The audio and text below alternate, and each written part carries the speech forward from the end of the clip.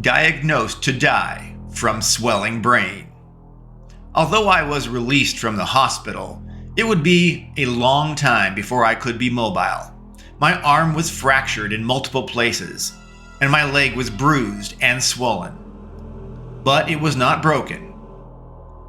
I also had 13 fractured teeth. I was so bad off that I had to stay with my parents in San Martin for several weeks. That's a nightmare, believe me, but I had to survive. And there was no one else to care for me at that time. Once able to be semi-mobile, I had to consider the doctor's parting advice about my fractured teeth. They told me to go to a dentist, a dental surgeon, as soon as I was able. Well, I went to a neighborhood dentist to deal with my fractured teeth. I had misgivings about the dentist. The office had 2 dentists, 2 dental assistants, and a receptionist. It was a small dental clinic. The dentist detailed a lot of damage from my accident. He described fractures going deep under the gum lines and some near the roots. He said that he could replace some teeth with implants, drill and fill wherever possible, and apply a coating that would seal the cracks on the other teeth. The latter was the least long-term solution, but it was the least invasive. He offered to do the same thing even for the more seriously damaged teeth. Well, I confess I chose the easy and least invasive patchwork approach for basically trying to fix the teeth and sealing them. My dental work required a few visits to the dentist, despite the procedure being considered relatively easy. I had again misgivings when I overheard the dentist's discussion with his assistant about the procedure. That's right, the dentist was consulting his assistant for instruction and guidance on the procedure he was going to work on me. It seemed strange to be talking to an assistant about the work that the professional, educated dentist was supposed to do. But what was I supposed to do? Although I was alarmed, I was also numb-mouthed and planted in the dental chair, awaiting my service. It seemed like I just had to continue and bear whatever happened. The dentist pulled out what appeared to be a fireplace long lighter, and he used it to sterilize his drill and tools. Oh my gosh! I swear to this day the dentist sterilized his gear with a fireplace long-nosed lighter. I heard the click as he ignited it, and watched him move the open flame across the equipment.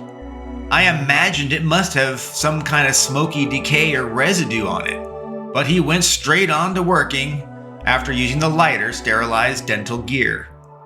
Well, again, what was I supposed to do? My teeth were exposed, and he was going to seal all 13 of them. I could only assume that I was not seeing things clearly, and that it was safe to sterilize the equipment with whatever he had, even if it was a fireplace lighter. I was not even a month after my motorcycle accident crash from the Golden Gate Bridge that I began developing really insane migraines. I went to doctors and eventually met with a neurologist who explained that my brain was swelling without any specified or clear cause. In fact, it was so serious, he diagnosed that I was going to die. Yeah, I was going to die.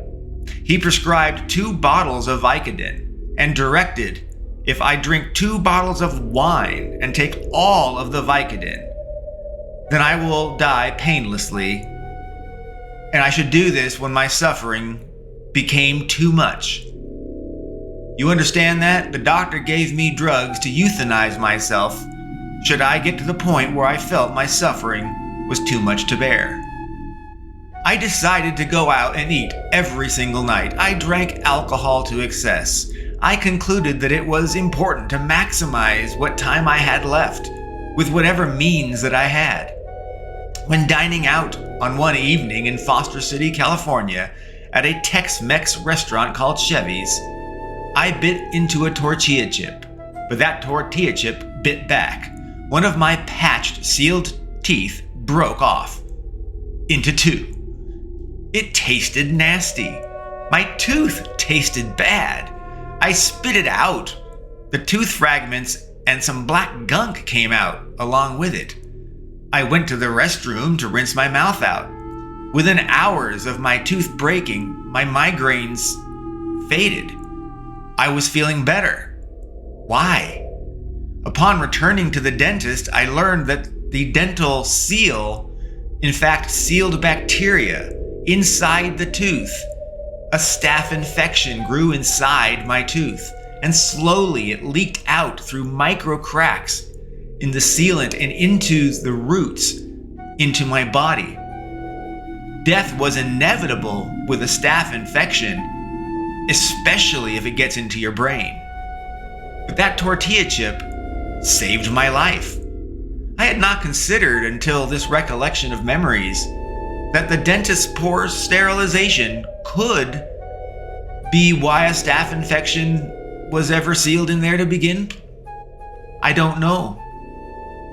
But either way, the staph infection was not killed, whether it was introduced by the dentist or not sterilized dead by the dentist, and he sealed it inside my teeth. Who knows? It seems plausible, but everything points to this. Whatever happened, it was hell difficulty for me. They say that God works in mysterious ways. Did he save me with a miracle? With a miraculous tortilla chip? Or did the God of fate and random events, the God of random, save me? The God of fate, random. He's not random. I imagined was a divine being of gambling and of unexpected events, adorned with a web of chains with jangling dice of all shapes, changing and clanging against each other. And so, was it Randam's hand of fate that plucked me from death's door with that tortilla chip?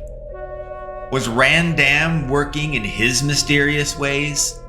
Or was God saving me for the future and important purposes? Or was I a mythical, undead wizard known as a lich, a genius, being whose body decays and degenerates despite its inability to die?